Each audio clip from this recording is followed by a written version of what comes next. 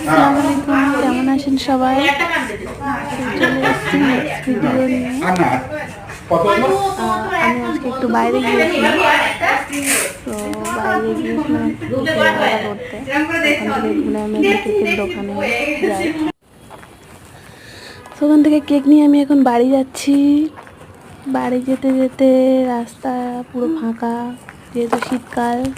খুব তাড়াতাড়ি জানলা দরজা বন্ধ করে বাড়ির মধ্যে রাস্তা পুরো ফাঁকা। তো আমি হেঁটে হেঁটে এখন বাড়ি যাচ্ছি। বাড়িতে আসার পর দেখুন ডিনার রান্না হচ্ছে রাতে, সয়াবিন আলু এবং ডিম। রাতের বাঁধাকপি তরকারি আছে আর দুপুরের। তো তারপরে আমি ওই কেকটা খেলাম ডিনার করার পরে রাতে। তো ভালো থাকবেন সবাই।